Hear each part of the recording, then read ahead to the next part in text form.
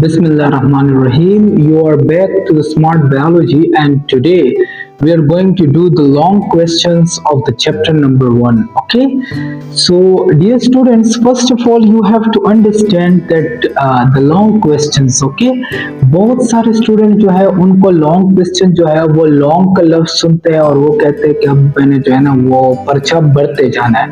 लेकिन जो है ना लॉन्ग क्वेश्चन जो है इसकी कॉन्सेप्ट आपने समझनी है। लॉन्ग क्वेश्चन जो है मैं आपको इधर समझाता हूँ। देखिए, लॉन्ग क्वेश्चन जो होते हैं इसके मार्क्स जो है, टोटल लॉन्ग क्वेश्चन जो आपके 9th के पेपर में होते हैं वो होते हैं 3। ठीक है, 3 लॉन्ग क्वेश्चंस होते हैं और आपके पेपर के पार्ट नंबर सी या पार्ट नंबर 3 जो होता है, और इन 3 लॉन्ग क्वेश्चन के मार्क्स होते हैं 7।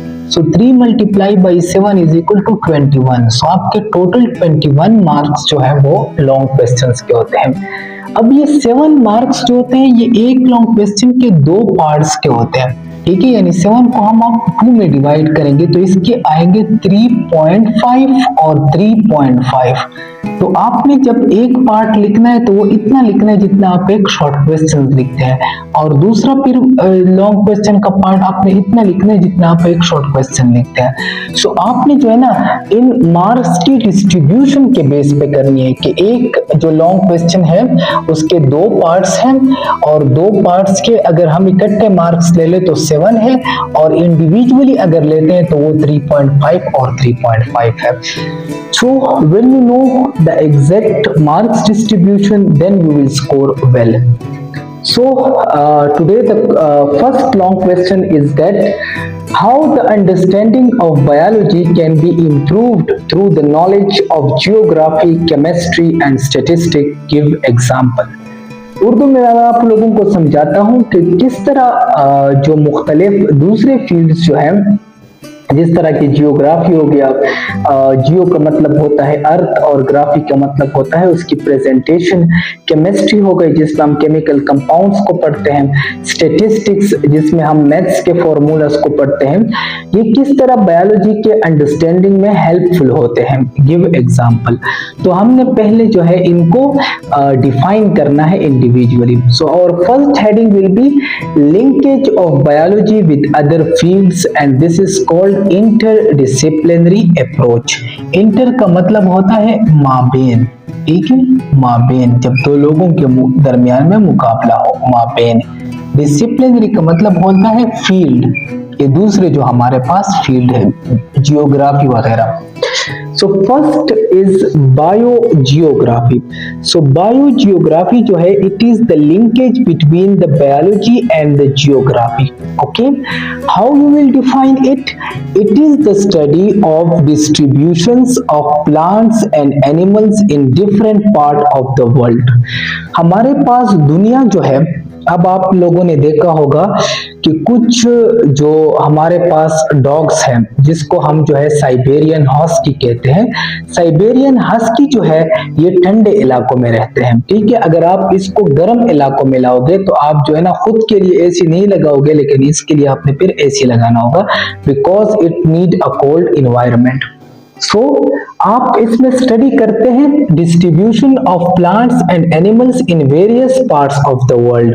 डिस्ट्रीब्यूशन का मतलब है इसकी तकसीम, इसकी लोकेशन। ठीक है, तकसीम, और यहाँ पर इसका मतलब है लोकेशन। ठीक है, कि कौन सा प्लांट कहाँ पर लोकेटेड है, कौन सा एनिमल कहाँ पर लोकेटेड है वर्ल्ड में। अब इसकी एग्जाम्पल से बहुत क्लियर होता है पोलर बियर, जो बर्फानी जो हमारे पास बियर होता है, lives in Arctic region. Arctic region जो है ये स्नो रीजन में होता है। तो आपने देखा होगा बर्फानी जो हमारे पास बियर होता है वो स्नो रीजन में होता है। Mosquitoes lives in damp and warm water. Damp का मतलब क्या होता है? डैम्प कड़ा पानी जो होता है, जो एक जगह पर कड़ा हुआ होता है। एंड वार्म एरिया, और गर्म इलाकों में ज्यादा होते हैं। Then the second one is biochemistry. It is a linkage between the biology and the chemistry. Definition: it is the study of the chemical compounds. अब chemical compounds में आप लोगों के पास क्या आ जाता है? आप लोगों के जहन में आना चाहिए हीमोग्लोबिन, ठीक है, इसके अलावा जो है हमारे पास दूसरे केमिकल कंपाउंड्स क्या है, बिलीरुबिन है। ठीक है, आगे हम पढ़ते जाएंगे फिर बाद में। Present in our body and different biological chemical reaction जो कि हमारे बॉडी में होते हैं, उसमें क्या है, फोटोसिंथेसिस है। Photosynthesis is a reaction which occur in the plants, ये प्लांट्स में होता है। और रिस्पायरेशन जो है ये दोनों प्लांट्स और एनिमल दोनों में होता है। ठीक है, क्योंकि इसके लिए सनलाइट की जरूरत नहीं होती, इसलिए ये एनिमल्स में भी होता है। सो इसको तो हम बाद में डिटेल में पढ़ेंगे कि ये फोटोसिंथेसिस और रिस्पायरेशन का प्रोसेस किस तरह होता है। अब इसमें हमारे पास एक रह जाता है, दैट इज द बायोस्टैटिस्टिक। तो उसको हम बायोकेमिस्ट्री को रब करते हैं और उसकी जगह लिखते हैं बायोस्टैटिस्टिक को। ठीक है, biostatistics. So we have the third one, that is biostatistics. इसको हम डिफाइन करेंगे। तो इसको हम किस तरह डिफाइन करेंगे? Definition, it is the study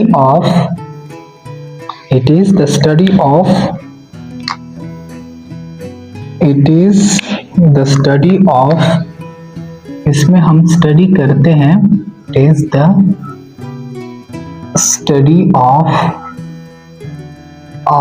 various mathematical formulas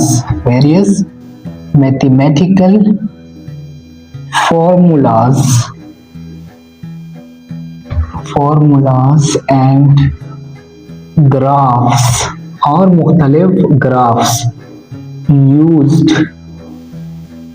in biological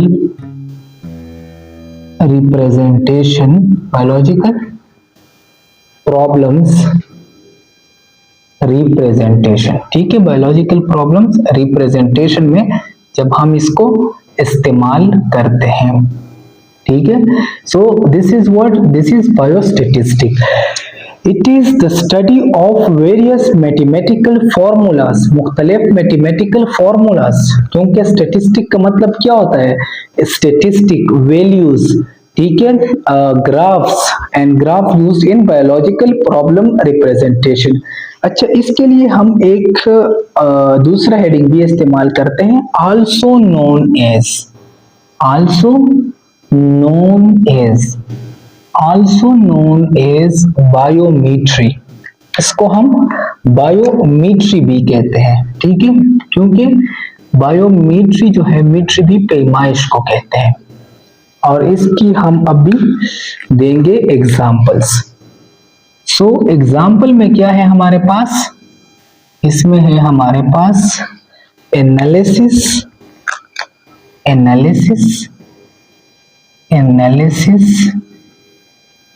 in representation, किस तरह हम रिप्रेजेंटेशन करेंगे, रिप्रेजेंटेशन एंड इंटरप्रिटेशन, और इंटरप्रिटेशन तशरीह करना, इसके रिजल्ट्स को हम किस तरह प्रेजेंट करेंगे, and interpretation of research data, जो हम रिसर्च कर लेते हैं उस डेटा को हम किस तरह analyze, represent. So we are now in the long question number 2, and the long question number 2 is that define biology.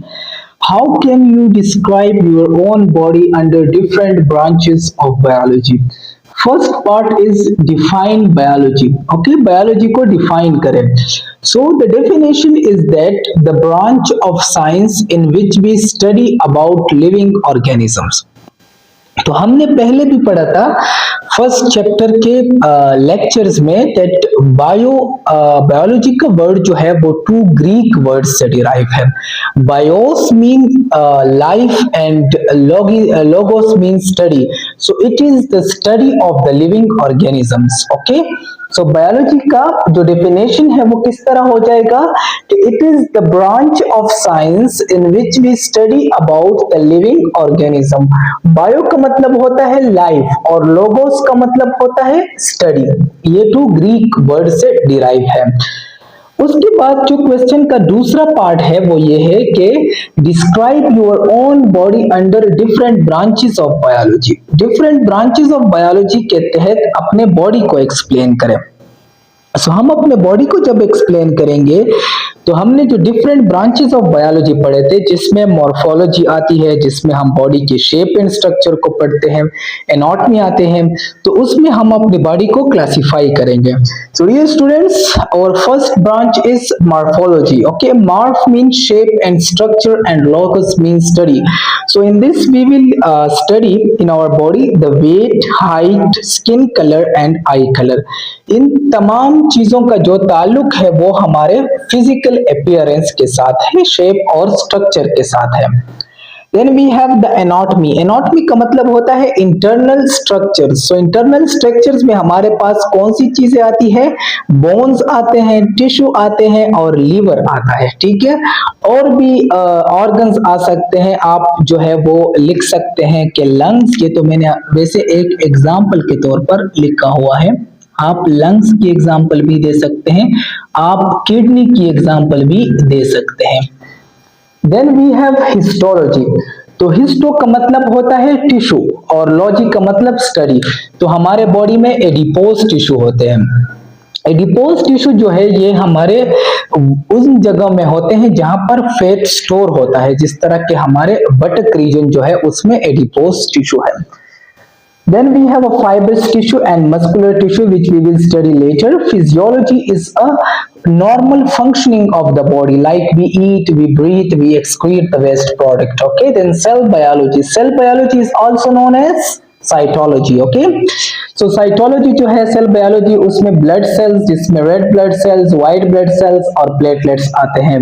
फिर है न्यूरॉन्स। न्यूरॉन्स जो है हमारे बॉडी को जो मैसेजेस आते हैं, फॉर एग्जांपल मैं अभी बात कर रहा हूं तो ये जो मैं बात कर रहा हूं और मेरे हैंड्स की जो मूवमेंट है और इन चीजों को जो आपस में कोऑर्डिनेट कर रहा है, ये तमाम किस चीज का फंक्शन है? ये न्यूरॉन्स का फंक्शन है। या फॉर एग्जांपल मैं आपको एक आसान बात बताता हूं, जब आप किसी हॉट चीज को टच करते हैं, फॉर एग्जांपल एक गर्म जो है वो फ्राइंग पैन है, उसको आपने गलती से टच किया और आपका हाथ ऊपर आ गया, this is through the neurons. Okay, so this is electrical system of the body. Then we have genetics. Okay, genetics जो है ये हमारे पास जो हमारे आबा व अजदाद से हमें जो चीज विरासत में मिलती है। ठीक है, विरासत, विरासत से आपको आसानी के साथ ये याद हो जाएगा। सो इसमें आते हैं डीएनए, आरएनए और क्रोमोसोम्स, ये हम डिटेल में पढ़ेंगे।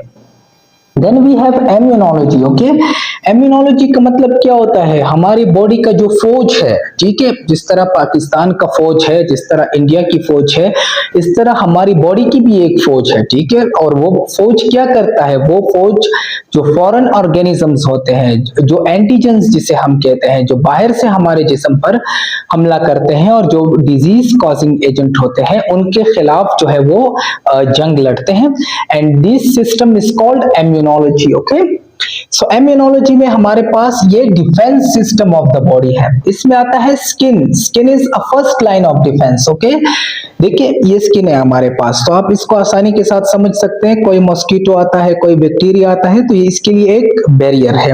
इसकी मिसाल इस तरह ही है जिस तरह एक जो है वो बैरियर होता है जिस जो गाड़ियों के लिए होता है, और जब तक वो ऊपर नहीं जाता गाड़ी अंदर नहीं जा सकती। Second is WBC। WBC जो है वो जो बाहर से जो ऑर्गेनिज्म आता है, जो फॉरेन ऑर्गेनिज्म होता है, जो डिजीज कॉजिंग ऑर्गेनिज्म होता है, उसके खिलाफ ये फाइट करता है, और एंटीबॉडीज भी इस तरह की चीज है। Then we have socio biology और सोशल बायोलॉजी। सो इसमें हमारा बिहेवियर आता है, इंटरेक्शन आता है और सोशल रिलेशनशिप आता है कि हम एक दूसरे के साथ किस तरह मिलते हैं, एक दूसरे के साथ किस तरह सलूक करते हैं, एक दूसरे के बारे में क्या ख्यालात रखते हैं। सो ये सोशियो बायोलॉजी में आते हैं। So this is how we classify our whole body okay, according to the branches of biology. Dear students, we have the question number 3, the long question number 3. That is, enlist the various levels of biological organization and explain it with an example. तो ये हमने पहले भी किए हुए हैं, लेकिन चूंकि हमने जो है वो स्टार्ट लिया हुआ है कि हम पूरा का पूरा एक्सरसाइज जो है वो कर लें। और इसका फायदा ये है कि जो हमारे नए व्यूअर्स हैं, जो हमारे नए जो लोग मुझे देखते हैं, ताकि उनको भी फायदा हो और वो भी जो है ना मेरे साथ कनेक्ट हो। सो इस क्वेश्चन का मतलब यह है कि various levels of biological organisation क्या है और उसको एग्जाम्पल के साथ आपने बयान करना है। तो क्वेश्चन को अंडरस्टैंड करने की कोशिश करें। आप किसी शख्स ने कहा था कि जब कोई किसी क्वेश्चन को अंडरस्टैंड करता है तो वो उसका 50% आंसर दे देता है। सो क्वेश्चन को अंडरस्टैंड आपने कर लेना है कि इसमें आपने बायोलॉजिकल ऑर्गेनाइजेशन जो है उसको डिफाइन और उसको उसके हर एक स्टेप्स को, जिस तरह के उसमें सब एटॉमिक पार्टिकल है, एटम है जो हम पढ़ेंगे, उसको डिफाइन नहीं करना, उसके एग्जांपल्स देना है। ठीक है। सो हमने पहला हेडिंग लिखा लेवल्स ऑफ बायोलॉजिकल ऑर्गेनाइजेशन। सो इसमें फर्स्ट जो है हमारे पास आते हैं सब एटॉमिक पार्टिकल्स। सब का मतलब होता है छोटे, ठीक है, और ये एटम के अंदर होते हैं। सो सब atomic particles include electrons, protons and neutrons, और इसके ऊपर आपने चार्ज लिखना है। ठीक है, टाइम को आपने कम कंज्यूम करना है। Electron is negatively charge, proton is positively charge, neutron has no charge.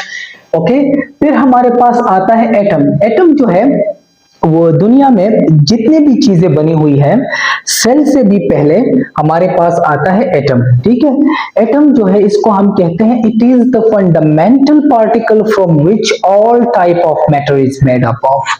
ठीक है, सो आपने लिखना नहीं है क्योंकि आपने उसको इनलिस्ट कहा हुआ है। सो इसमें oxygen, nitrogen and hydrogen, these are the atoms. Then we have the bioelements. Okay, those elements which are present in our body are called bioelements. इसमें carbon, oxygen, hydrogen, nitrogen, carbon and phosphorus, these are the bioelements. Then we have the biomolecules. Those molecules which are present in our body are called biomolecules. There are two types of biomolecules. Okay, dear students, we have micromolecules. Micro means small, and macromolecule, macro means large. So in micromolecule we have glucose, amino acid and water. In macromolecule we have glycogen, protein and lipids. तो glucose का macromolecule glycogen, amino acid का macromolecule protein, lipid जो है वो macromolecule है fatty acid और glycerol का, this we will talk about later. Then we have the organelles. Organelles जो है इसको हम कहते हैं सब सेलुलर स्ट्रक्चर। ये चूंकि सेल के अंदर होते हैं तो इसको हम कहते हैं सब सेलुलर स्ट्रक्चर। ठीक है, so these are called subcellular structure. So whenever you are asked that what are the subcellular structure, don't get confused, straightly answer these are the organelles. Okay, so these include mitochondria. Mitochondria के बारे में हमने पढ़ा था, it provide the energy to the cell. Okay, and the energy stored in the mitochondria is in the form of ATP. Ribosomes, this causes protein synthesis. Nucleus, it contains DNA, and the nucleus causes the protein synthesis, initiation of the protein synthesis. Okay, we will study, okay, that messenger RNA is formed and messenger RNA starts the protein synthesis. Then we have cell. Okay, cell is a structural and functional unit of the living organism. Okay, for example, if we take this marker, okay, we have this black marker. So this black marker is made up of cell. Okay, so if we divide it into the small units, and each unit will be called as cell. For example, I divide it into 2 units. Okay, so this is an individual cell and this is an individual cell. So cell जो है हमारे पास ये structural और functional unit को हम कहते हैं। सो इसमें हमारे पास आता है रेड ब्लड सेल्स, ओके, जो जिन्हें हम जो है वो जो हम लेते हैं मुख्तलिफ सैंपलिंग के लिए। व्हाइट ब्लड सेल्स, ओके, जो हमारे इम्यून सिस्टम जिनसे बनता है, और न्यूरॉन्स, न्यूरॉन्स जो हमारे बॉडी में मैसेजेस को ले जाते हैं, ठीक है। उसके बाद जो है टिश्यूज है। टिश्यूज जो है जब हमारे पास सिमिलर सेल कंबाइन होते हैं और वो एक सिमिलर फंक्शन करते हैं, so that are called tissues.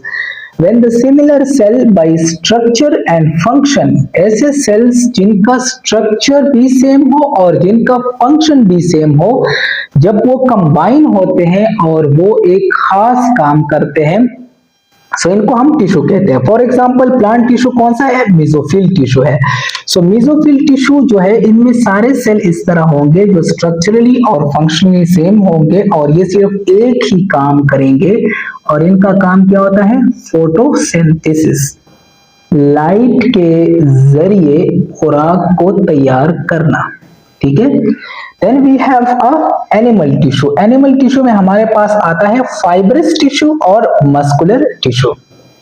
Then we go toward the sixth level of biological organization and that is organ.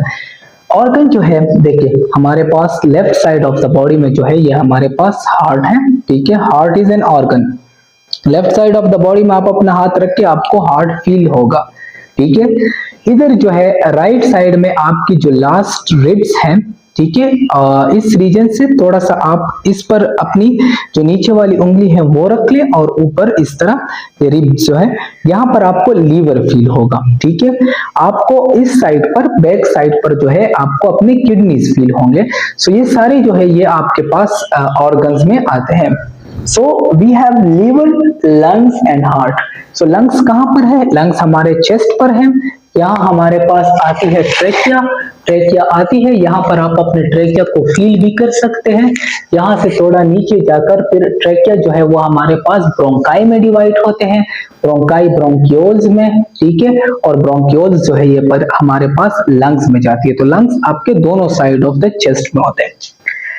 Then we have the organ system, okay? Organ system जो है मुख्तलिफ ऑर्गन जब combine होते हैं और वो एक सेम फंक्शन करते हैं, that are called organ system. Like respiratory system. Respiratory system, we take in the oxygen and we take out the carbon dioxide. ये हमारे पास बेसिकली respiratory system है।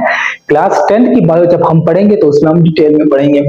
ब्लड सर्कुलेटरी सिस्टम, हमारे बॉडी में heart को जो है वो ब्लड आते हैं नीचे से भी और ऊपर से भी, और फिर हार्ट जो है उसे वो लंग्स में भेजता है, लंग्स में वो साफ होता है, ठीक है। उससे जो उसकी ऑक्सीजनेशन होती है, ऑक्सीजनेटेड ब्लड हार्ट में आता है और वो फिर पूरे बॉडी में सर्कुलेट करता है। डाइजेस्टिव सिस्टम, जब हम खुराक लेते हैं तो खुराक जो है उसकी पहली जो डाइजेशन है वो माउथ में शुरू होती है, उसको ग्राइंड किया जाता है, फिर वो जाता है स्टमक में, स्टमक में उसको क्रश किया जाता है, क्रशिंग के बाद नीचे जो है वो इंटेस्टाइन में चला जाता है, और इंटेस्टाइन में उससे यूजफुल न्यूट्रिएंट्स जो है वो एब्जॉर्ब किए जाते हैं, वाटर एब्जॉर्ब किए जाते हैं, और वो फिर फीसिस के फॉर्म में हमारे बॉडी से चला जाता है जो वेस्ट प्रोडक्ट होते हैं। Then we have organism. Organism पूरा जो हमारे पास all the organ system combine together to form the organism. Organism हमारे पास ह्यूमन बीइंग जिस तरह हम लोग हो गए, फ्रॉग जिस तरह मेंढक, और मलबरी प्लांट है हमारे पास जिसे हम तूत या शहतूत कहते हैं, ठीक है, शहतूत, ठीक है। सो ये हमारे पास 3 क्वेश्चन जो है वो पूरे हो गए।